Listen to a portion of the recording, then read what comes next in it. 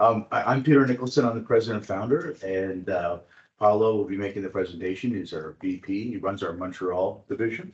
We're a firm that started in 1987. We're starting the financial side, the insurance side. In 1995, our firm got into tax reduction. So we go all across Canada talking to people that want to reduce their taxes. And this structure also has another neat component for being able to give very tax efficient donations. It's specific, and where the fit would be with Axiom, we're there to help fund more exploration.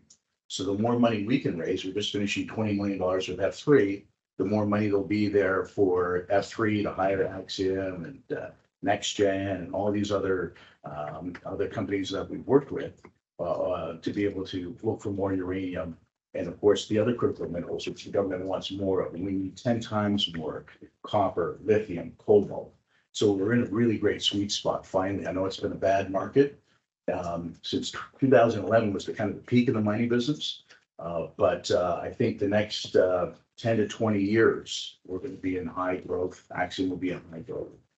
What triggered us to come specifically to Saskatchewan, we've been here every month since April, either myself or Paulo are together, is that the provincial government of Saskatchewan gave a 30% provincial credit. It almost went from 0 to 30. There was a 10%, but it was very difficult to qualify for that provincial credit.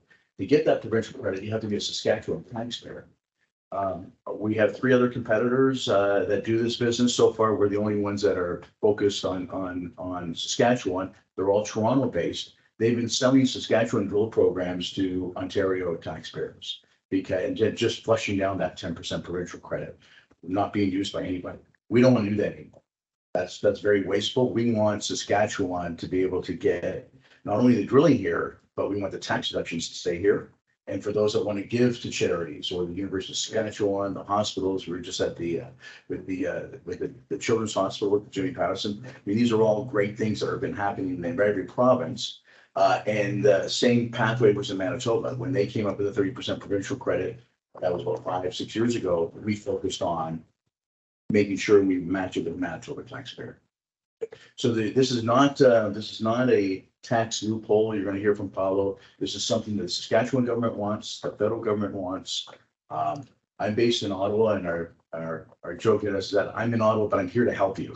For those that are paying, making over 100,000, for sure 150, this number start to work, and they work exceptional. Don't get any better after you make $220,000 of income. That's you're at the top bracket of 47%. Yeah, sure. So both from the corporate side that is initiating the raise, the financing, and then from the investor side, you're going to talk about it from both. Yeah. So a lot of our clients that we have out there, like you think, oh, the CEO of a public company should know this. Most of them don't understand the process. And then you take it outside Canada, some of our Australian or African clients or whatever, they don't understand because it's a Canadian thing. So we manage a lot of Australian assets here in Saskatchewan, different programs, and so they have no idea, because I've been part of it on the Australian side, and they had zero education on this. So educating everyone in these walls, and then online as well, and through our clients, it's beneficial to the industry, it's beneficial to our province, and it's beneficial to our clients and us as investors too. So that's kind of a little bit of a bigger picture. There's only a few firms out there that have experience doing this, like WCPD Pear Tree, and there's a couple of others out there. Other smaller ones, but yeah, I mean, we've done more transactions than Pear Tree. Pear Tree's excellent. We're friendly with all 3 of our competitors, right? There's lots of business to go around, and a lot of times we're going to even a joint deal. But you're absolutely right. What's been the big change in our business is the Aussies. The Aussies are coming in being the liquidity provider. When you drill, it's very risky, and we're probably going into greater details. We're going to de-risk this by selling it to an institutional buyer that usually likes that particular mining company, and they're going to be able to buy these stocks at a discount. So our clients at the front end will be buying a GIC. We're going to be able to tell you right to the penny what the rate of return is. So it makes it a lot easier, a lot more friendlier to buy year in, year out. But we're happy. I mean, we're not expecting you to know as much as Paulo and I. All you need to know is there's a better way for your clients, the mining companies, to get a higher premium on their stock And for the liquidity providers, and which are institutional, so that's usually where your mining companies want to sell to in any event. They're long-term investors, they're sophisticated. A lot of these flow-through shares that are around since 1954, they get sold to retail investors, and they would just dump the stock at the end of 4 months and hurt the industry. So all we need to know is we'll talk to the Aussies tax lawyers and tax accountants. We're dealing with Canaccord and Haywood and BMO and other the banks, but just to know it's out there, and then to make the introduction, and we can take it from there. Yeah. Hey, over to you, Paulo. Thank you, everyone, for coming. Thank you, Doug, and thank you, everyone, for coming. We'll go through a number of slides which cover all the ins and outs of charity flow through shares and liquid shares. So if we take a look at wealth, I think Peter just mentioned that we're an exempt market dealer. So we've been around for over 25 years. We specialize in charity flow through shares. And we also done risk flow through shares, which are known as traditional flow through shares, which we'll talk about as well. We've been doing those risk flows since 1998, and the charity flow through shares since 2006 when Peter initiated it. Foundation WCPD is another one of our entities, and essentially it's a registered foundation which allows us, when we do charity flow through shares, the donors place their or donate their shares into that foundation, and this foundation then becomes a donor advice fund for the donors. And we'll cover how that works later on as well. Little introduction to flow through shares. You're in the market, but flow through shares is a financial instrument that the Canadian government put into place in 1954. Its main objective was to raise capital, private capital, towards the mining industry, and essentially for exploration and development. The Canadian tax policy allows these mining companies to renounce all the expenses. So mining companies, as you know, junior mining company, they do a lot of exploration. They don't have enough revenue to deduct all their expenses. So the policy allows them to raise private capital, but renounce all the expenses towards the people who actually buy these shares. And then in turn, the people who buy the shares can deduct it from their revenue, their taxable income. So as an example, someone makes $1 million of taxable income. With AMT rules, you can buy about $300,000 of flow-through shares, and then essentially deduct from the $1,300,000 directly. So you'll only be taxed on $700,000. That's the principle in essence. So when we take a look at the origin of this structured or charity flow-through share, the originator was WCPD with Peter. In 2006, he structured the first ever such transaction, which is now known as a charity flow-through share. And essentially what he did is he took the policies that existed already in the government. We talked about the flow-through share policy. It's been there since 1954. And why 1954? This was at the tail end of World War II, and Canada was strapped for cash, looking to reboot its economy, and we're a resource-based economy, and so it's trying to get private capital to flow towards the junior mining sector so that we can create jobs, find resources, develop them into mines, and that essentially brings a lot of multiplier effects on the economy.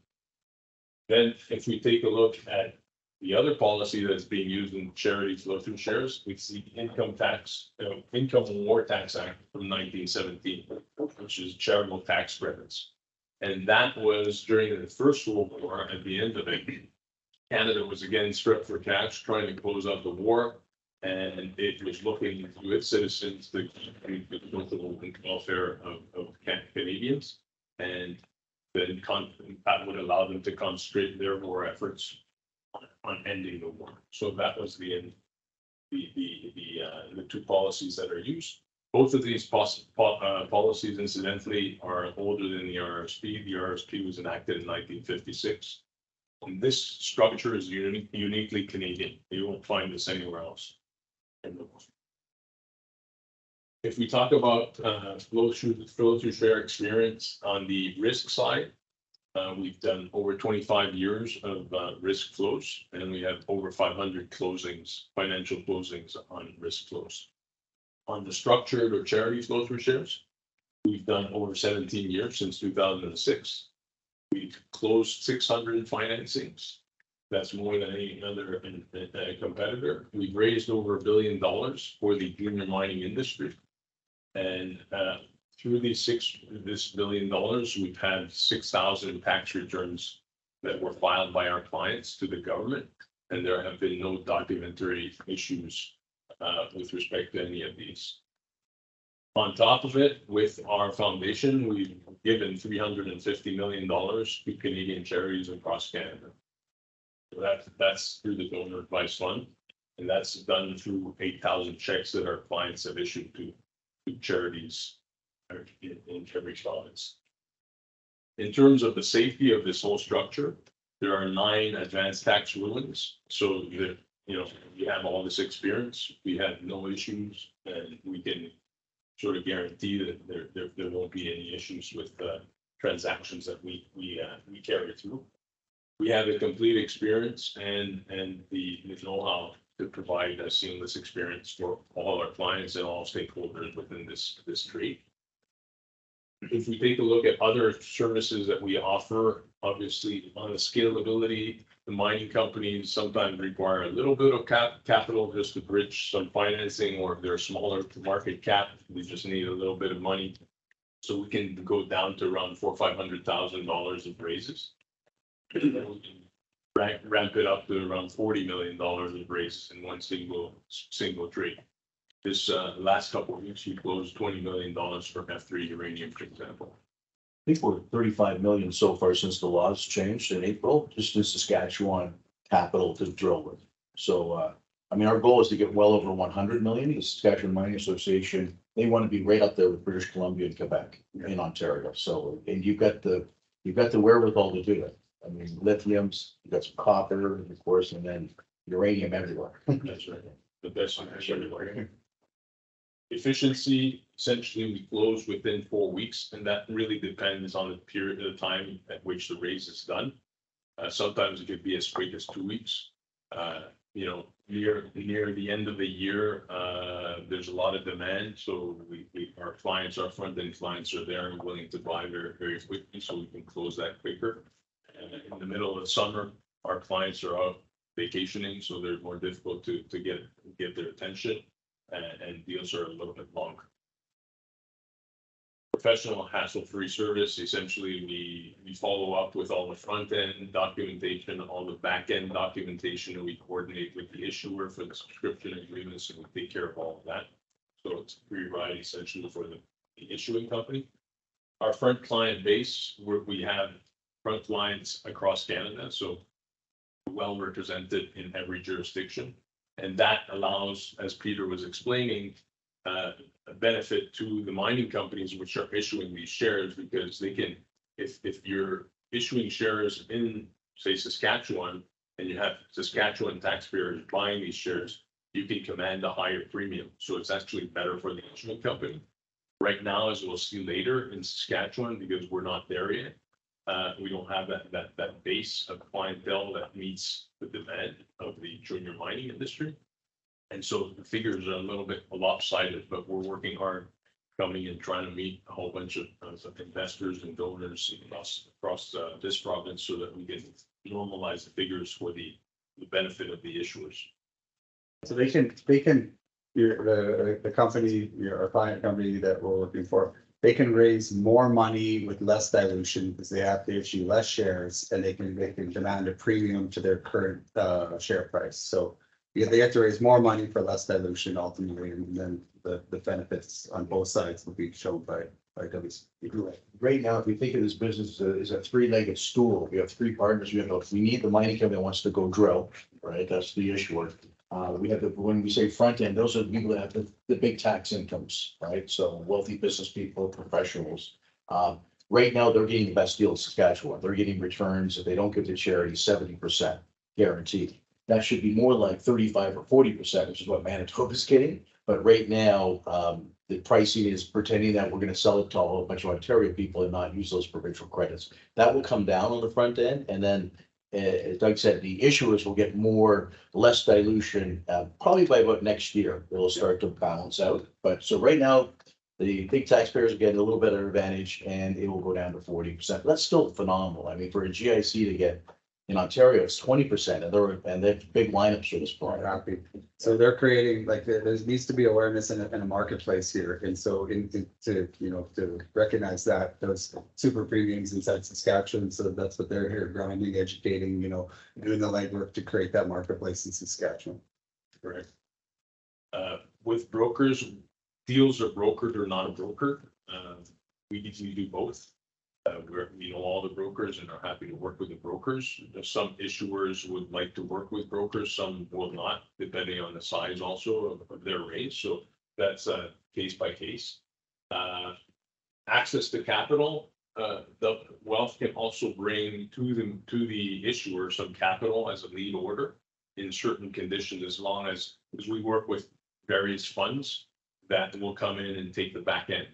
So those liquidity providers are difficult for issuers to find. So we try to help out in a certain way by, if they meet the investment criteria of our network investors, then we can bring them to the table and they can discuss and see if they'd like to invest there.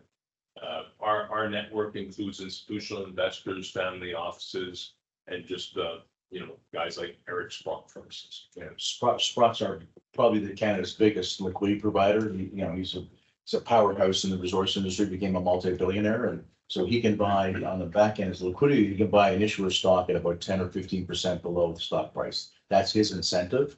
And he doesn't need the tax deductions after his personal taxes are looked after. So therefore, he's a perfect liquidity provider. So is Royal Bank's Resource Mutual Fund or AGF Resource Fund, or even a fund in Europe or New York City that wants to have a bigger exposure. And they're coming more and more. One, gold.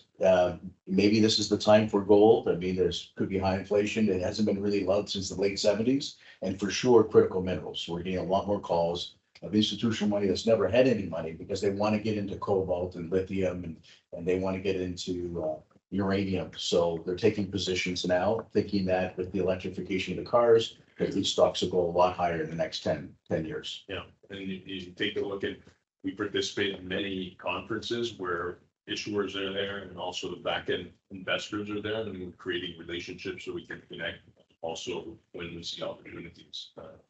And so the back-end price, just a word on that, it's essentially negotiated directly between the back-end buyer and the issuer. And if we bring the back-end buyer, then we'll negotiate that with the issuer on behalf of the back-end buyer. The expenditure oversight, that's when we have a deal where the company doesn't have much experience on using charity flow-through shares.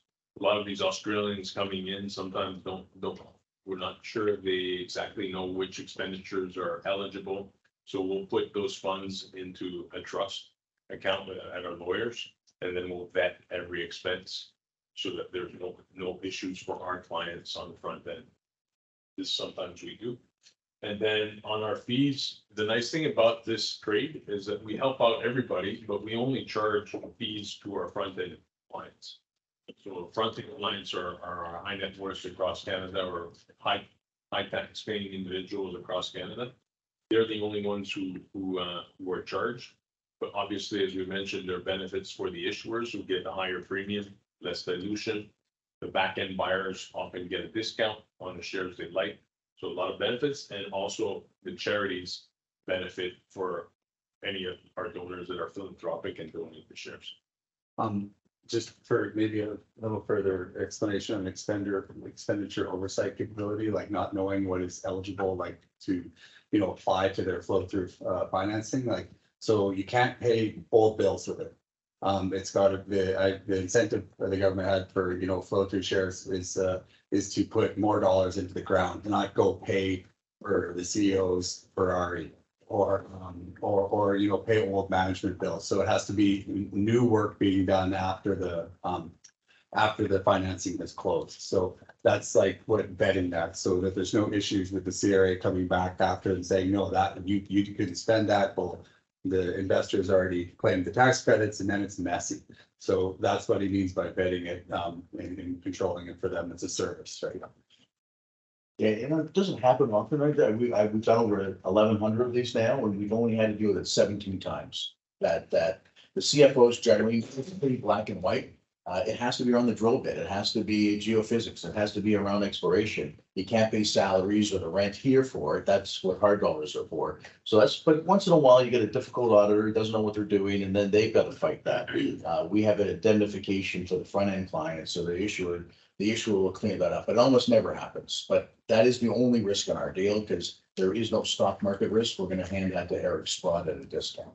So an example, why would a client want to rent our rock saw or rent a camp as opposed to buy one? Well, you can't buy assets with it. You have to, but you can use it for renting. It was like, but they bought this rock saw 10 times over by renting it first. Well, there's reasons why, it's not always the reasons why, but that's, well, 9 times out of 10, it is the reasons why that they're renting and not buying. Yeah, tax plays a really big role when you're dealing with multi-millions of dollars of expenses. It can, it's sometimes you're better to lease your truck rather than own your truck. Yeah.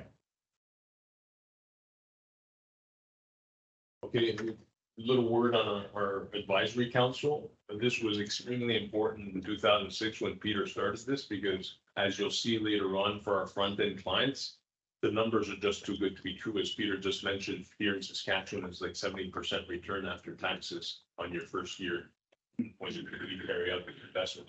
So at the very initial, we had Peter Senior, which is Peter's father. He's government policy. He was also senior vice president at Scotiabank. A lot of experience. Len Farber was writing tax code.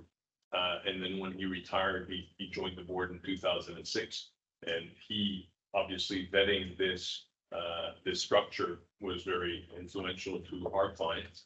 And then we have David Lately, who's a former chairman of Deloitte, sitting on our board and essentially providing that level of trust and confidence towards our clients. So this was very important. And now our board is grown and diversified. We have other advisory councils for different sectors in culture and medical and hockey, NHL. Grant Fuhr's on our board to help some of the NHL hockey players to reduce their tax bill. They like helping jobs, especially in Saskatchewan, where you're from.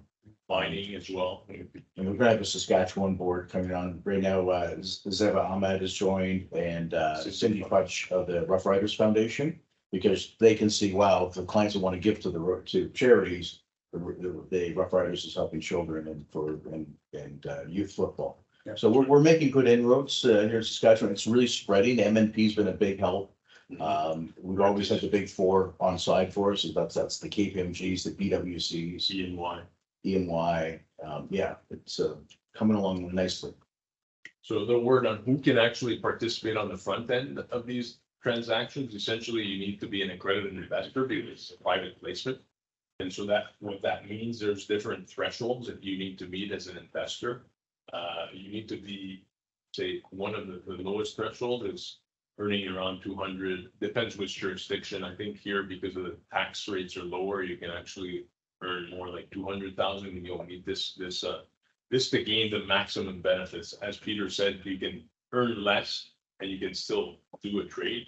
It's just that the advantage is because you're taxed at a lower bracket rate, you'll have less tax savings that way, but it'll still work. So the one issue with individual taxpayers carrying out these transactions, AMT rules apply. So the government allows essentially every taxpayer the opportunity to substitute a portion of their taxes towards these types of investments. But obviously not all of its taxable income can go into these investments. Otherwise, the government would get zero money from the taxpayer. So they have alternative tax rules, and that essentially sets the minimum tax that a person earning so much needs to pay the government. So this, we mentioned an example of a person who earns about $1 million, they can spend up to $300,000 towards these types of investments. Then we have holding companies and operating companies. Holding companies have passive income, while operating companies have operating income or active income. Holding company deals are more often because the rates, they're taxed at a higher ratio, and we have more deals for those than operating companies, but we can do both. It's just that operating deals don't come around as much. The nice thing about both of these is that they have no limits. If they have $10 million of profits, they can actually spend $10 million on these investments and reduce their taxes to zero. I have a question for you on that. So like if you're just your own company, like if you're a contractor and you're incorporated your company but you run income through that, or you're an operating company then, right? Yes. And you don't have to have 100 people. You can be just you. If you're a holding company, that's just you're not actually running income, you're not providing services through there, you're just investing. So a lot of us, have incorporated, companies ourselves and holding companies. So like you don't have to think like on a massive scale, like we actually, a lot of you fall into two of these categories. And holding companies, essentially in this category, you're making dividends and capital gains. And here you're just making operating income. You're selling service. How a traditional flow through works, essentially you have an issuer, you have an investor. The issuer basically generates economic value through this transaction, and the investor subscribes to the flow through share and gets the deductions. And the trade on this example, let's say we have an assumption of the issuer's share price is hovering at $1.10. And step one, the issuer is going to issue flow through shares at $1.35. So there's a premium there, less dilution. And with that flow through share, because the private placement, comes a 4-month hold. The buyer of the share has to hold on to that share for at least 4 months before it can start trading it on the market. And that's where the issues come in. Then the investor essentially pays that $1.35 and holds the share. The issues on the shortcomings of this is if you don't have savvy mining investor, which is looking at this investment in a long term, and they're not planning on getting rid of this share in 4 months and a day, then it's okay. This transaction is perfectly fine, and it's being used every day, in our market. The problem is when we have retail investors who have no concept of the mining industry, and they decide to start buying these shares for the tax deductions.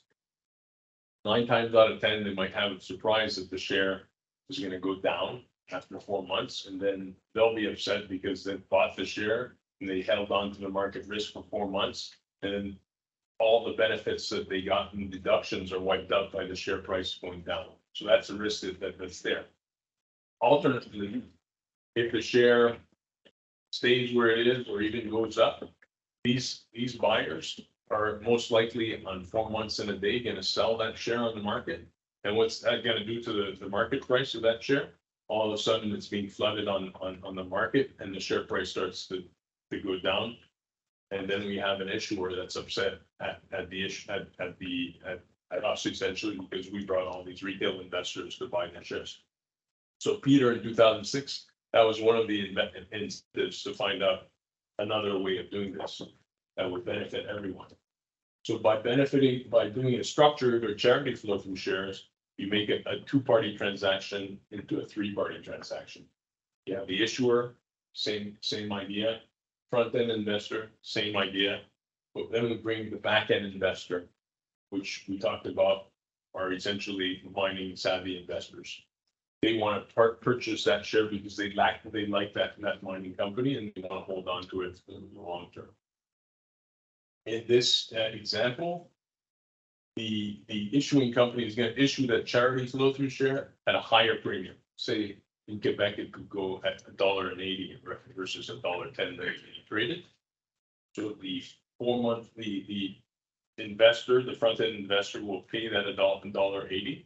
And then what we do here is we come and separate the share from the deductions. And what we do is we allow our clients to hold on to the deductions, remove the market risk, and sell that share plus the warrants, plus the 4-month hold down to the back end investor. And that's done simultaneously. And obviously, the back end investor is paying that at $1 because he's interested in getting a discount of that share that's trading at $1.10. So that's the benefit he gets. And then for our front end donors, so our front end investors that are philanthropic and actually buy these shares, they can also donate it to our foundation. They get an additional tax receipt, so it reduces their cost of giving. You get the deductions plus a tax receipt, and we'll see some examples later that drives down their cost of deduction, which their cost of donation, which is very advantageous. And so that's how we treat. That's where the term charity flow through comes from. Talking a little bit about critical minerals in Canada, we have disproportional availability of these across our nation, and Saskatchewan is blessed with many of them, in the best uranium in the world, as you all know. Canada's critical mineral strategy essentially is shored up on economic growth, promoting climate action, Indigenous, helping Indigenous reconciliation, and then diversifying the workforce for all these jobs that we're creating up north. And then finally, and probably the biggest driver is the state of the world we are in today, where we have Russia and China that actually are the biggest producers of these critical minerals and rare earths. And they hold the global supply chain. So the United States, the Western Alliance, are trying to figure out a different way to work for us to find these supplies.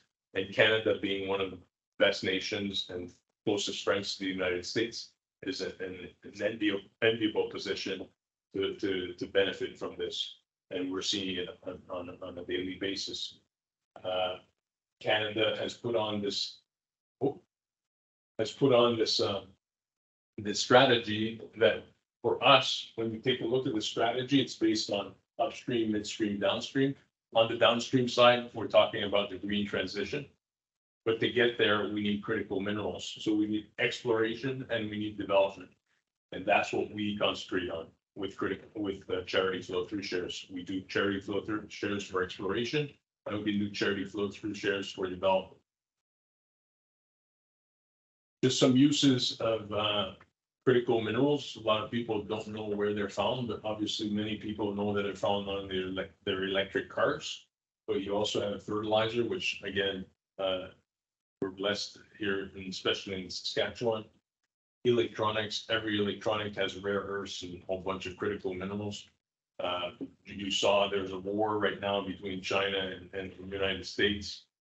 China has basically put a hold on certain rare earths being shipped out to the States, and they're importing it. So this could drive the cost of our phones up again. So this is very important for the economy. Then appliances, electrical wiring, copper is an extremely important mineral as well. So in terms of, are we confident that this policy is going to continue? We are more confident than ever, because the Canadian government, and as we saw the state of the world, is dictating that this policy of charity flow through shares is going to continue. And we have Honorable Jonathan Wilkinson, who basically confirming that, saying that, yeah, government is going to be there to support the industry, create policies, and facilitate private capital entering into the economy, and the economy being critical mineral exploration. And we see it through the policies that they've done.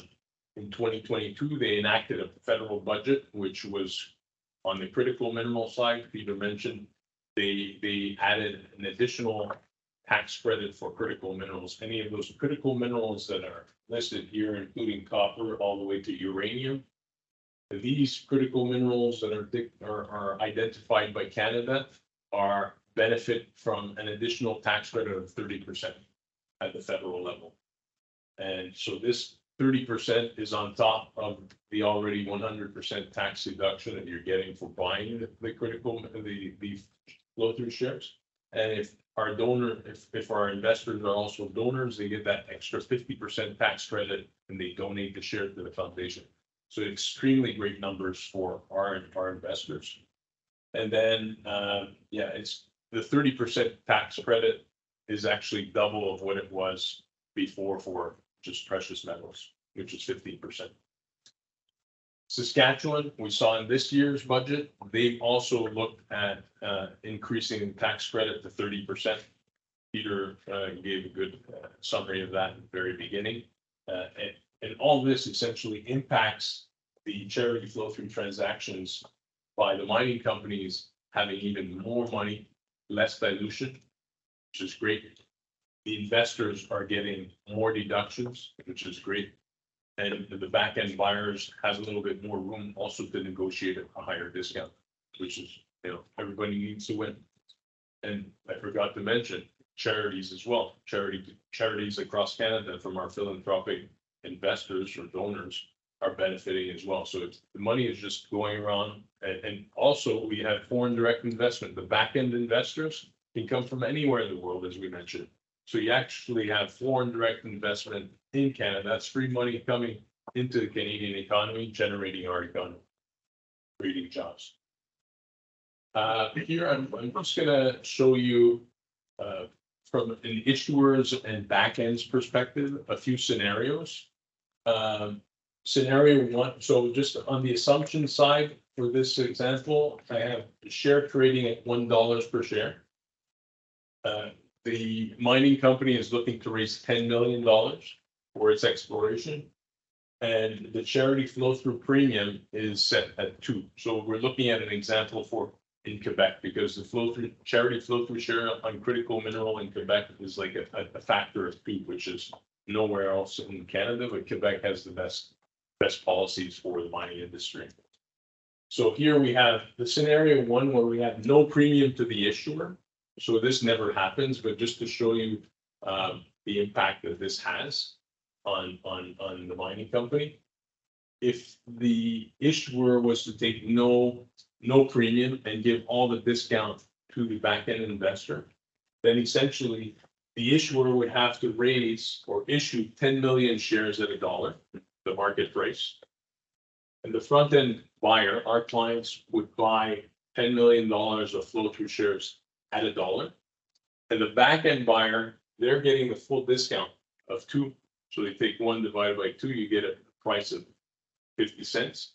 And they would buy $5 million. So 10 million shares at 50 cents would create $5 million for the cost of the back end buyer. But the front end buyer, the issuer, would still get that $10 million they're raising. To jump this one, this is more of the scenario we see. In this scenario number 3, you have 70% premium to the issuer and 30% discount to the back end. So in this example, for instance, the issuer is going to issue only 5,800,000 shares instead of 10. And that share price, the charity flow through share price will be at $1.70. The back end will pay that $1.70 on those 5,800,000 shares and raise $10 million for the mining company. On the backside, the share will be discounted by 30% to 85 cents per share. So 85 cents times 5 million will have cost $5 million to the back end. But that corresponds to the premium factor, the charity flow through premium factor. And 10 million is raised with $5 million on the back end. And then if for certain conditions you have certain strategic investors, such as like say a Cisco, they would like, or Agnico Eagle, they would like a piece of junior mining company. And they come in and say, we don't want any discount. We would like all the premium go to the mining company because we want you to drill more and find the material. So the resource, and in this case, the issuer only has to issue 5 million shares. So you see how that works. At $2 instead of $1.70 or $1. And then the front end buyer essentially buys it at that price. So 5 million shares times 2 gives you $10 million. And then the back end investor buys it at $1 per share, so at market price. These are all great rules of thumb. So we have to negotiate every deal, but generally you can see that the pie is big, but the mining companies, so we're more 2 and 3 is really probably more realistic. And, you have rules of thumb. What was the last deal done in Saskatchewan? What was the last deal done in Quebec? And we negotiate from there. It might take us 2 months of negotiating, but behind the scenes, and then we'll announce a deal. We'll get the front end, we'll get the back end, and we'll get the liquidity prize. Again, those 3 legs of the stool. Yeah, and the first thing that we do is essentially negotiate the back end price. And that dictates what the front, the charity flow through price will be. For presentation purposes, I put it downstream like this, but in the actual sense, we negotiate this price first. This then dictates the charity flow through price because we negotiate the premium in each jurisdiction, depending on the market rate at the time of the raise. So yeah, that's examples here. Here from a front end investor standpoint, what you would look at, which tax return you would rather file if you're a Saskatchewan taxpayer earning $1 million of taxable income. Well, if you're doing a standard tax return, you'll have to send $446,000 to the government. If you're a philanthropic millionaire and you want to give $100,000 away to charities, you're still going to get a 50% tax credit for that money. But you're going to have, it's actually going to cost you because you still have to come up with that $1 million is going to be $50,000 additional will have to go towards that. So your tax bill plus your donation will be close to $500,000. If you use charity flow throughs and you simply buy the charity flow through and donate it to the foundation to get a net donation of $100,000, well, you'll have bought more than $100,000. You'll have bought, say, 1.4, so 140,000 charity flow through shares to get this. So 190,000 of charity flow through shares. 100,000 will be going to the foundation. Then the 190 or 200,000 will be going to the economy. Will be going to the flow through shares. And then you'll have essentially paid less taxes to the governments. So the government is allowing you to substitute part of the taxes you would otherwise pay to them and invest in this charity flow through share, which provides you benefits on your fiscal accounting. On this one here, on the flow through investment, essentially if you buy and you're not philanthropic, you just want to buy it as an investment, you buy the charity flow through shares and you sell it. We make you sell it to our back end buyers. You gain a profit. When you actually do your taxes next year for this year on this trade, and you do your tax file return, you'll get more tax savings than you would have otherwise done if you had just paid the government. So in this scenario, you actually pay $275,000 of taxes. The rest essentially has gone into the economy, and you're actually getting a profit of 47% on your net. So net investment, and we'll see. I have some examples to show how that works. And then we have a very probably our most popular investment tool or structure for our donors. It's called a combination deal, and essentially this is where we have our clients buy flow through shares, charity flow through shares. And they donate part of it into our foundation. They get a tax receipt and they create a fund in their donor advised fund. And then to drive down if he was only doing that, you'd get back to this. But what we make them do is buy even more charity flow through shares, and then we sell those directly. That creates a profit, and that profit drives down that cost of the donation. So that the cost of the donation here goes down to 1 cent. So here, the cost of the donation might be around 15, 20 cents. down here, it goes down to 1 cent. We structure depending to each client, we work with them and their accountant to see the different sources of revenue, and we figure the best solution for them. So if we take a look, the after-tax cost of the donation for Canadian, normally if you donate $1, it costs you 50 cents. And most of the donations given in Canada, that's more than 80% of them, we follow this sort of giving. What we're trying to do is get people educated to different ways of giving that are more tax efficient. One is public stocks. If you actually own public stocks and your stock has doubled, you can also donate that to a charity. But that cost is still going to be 38 cents. And if that stock would have tripled, it would still be 33 cents. And if it's a 10 bagger, it's still going to be 27 cent cost to give $1. What we do, as explained earlier, by using charity flow-through shares, we bring that cost of giving down to 1 cent. That's the benefit of charity flow-through shares. We have a few testimonials I'll go through very quickly, but you guys know the Saputos, they're cheese manufacturers. I think I saw the plant here on the outskirts of town. They're a billionaire family in Canada. They're a big client of ours, and they're willing to testify that they use these. They've been using it for years, and they're happy to use them. They use them for a whole bunch of charity giving, including MUHC, which is Montreal Hospital. And Montreal Hospital, and Julie Kendall is the president of MUHC Foundation. She's testifying, receiving those gifts and gaining the benefit. A similar story here in Ontario, where we have the Goodman, the Greenbergs, which is a developer, and they're basically using our services on the front end and giving to the hospital in Ottawa. We have retired tax accountants and consultants. We have lawyers that use this. We have a whole bunch of professionals. On the flip side, also on the mining companies, we have some testimonials. You'll all know Skeena. Skeena is a home run. We basically started helping them raise capital. They were raising $500,000 to say $1 million on their raises, and then they shot up and they went to $1 billion company. And that's what we like. These are the types of success stories that Canada is looking for, the government is looking for, we're looking for, and our investors are looking for on the back end.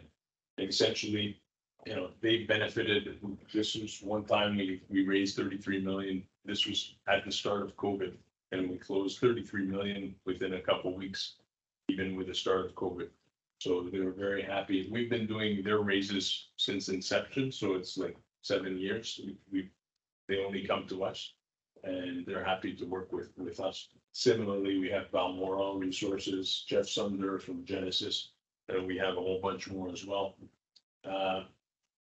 Here's an example of, say, SKF3 uranium deal. But this was the first deal that we did earlier this year. I think it was $17 million or $15 million.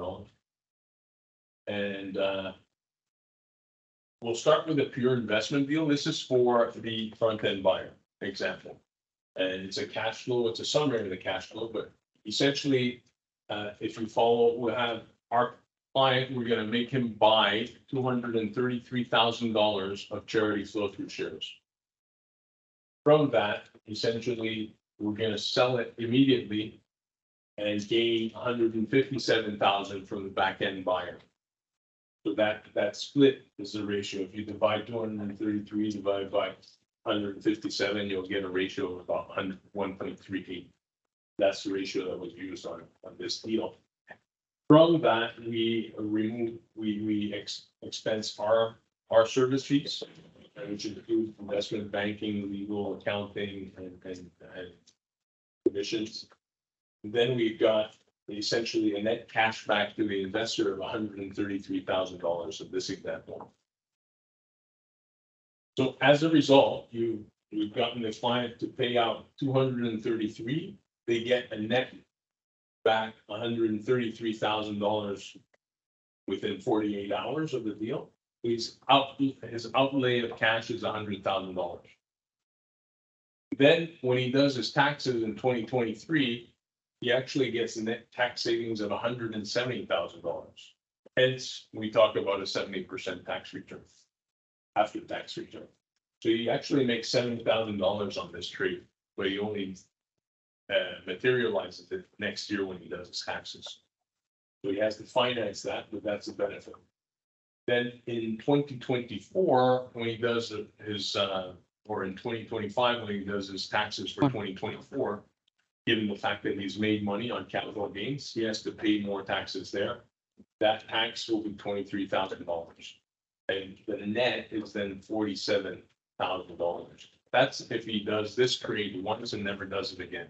If next year he's done this year and next year he still has the same salary and wants to do some more contribution, he'll just push this $23,000 forward and he'll make that $70,000 year on year until the very last year that he actually does this trade. So very lucrative. As we mentioned earlier, these numbers are lopsided towards the investors. It's not meant to last. We have the mining community here that is looking to demand more premium so that they can get less dilution for their raises. And we're here to help them achieve that by finding the local taxpayers to participate in these trades. And the more local taxpayers participate in these trades, they can take advantage of that additional 30% tax credit, whereas we can't, like if we sell it outside in Ontario, those buyers won't. But the benefit also for the people who actually do this here and our donors, the charities locally benefit as well. So that's another incentive for Saskatchewan taxpayers to do these trades here. Here, that 1 cent cost deal that I explained earlier. So in this trade, we'll go step by step. We'll ask our client to spend $247,000 in this example. So we were looking to do a $100,000 net donation into the foundation. And for that, we're asking him to spend $247,000. Out of that $247,000, we have two tranches. The first tranche is $182,000, which we will ask him to donate to the foundation. And the foundation will also give him a tax credit for that. And the foundation will sell it to the back-end buyer. By selling it to the back-end buyer, the foundation gets $122,000. And from within the foundation, we expense all the charges, all our fees within the foundation because there's tax benefits of doing that. And the client is left with $100,000 in his donor advised fund that's held within our foundation.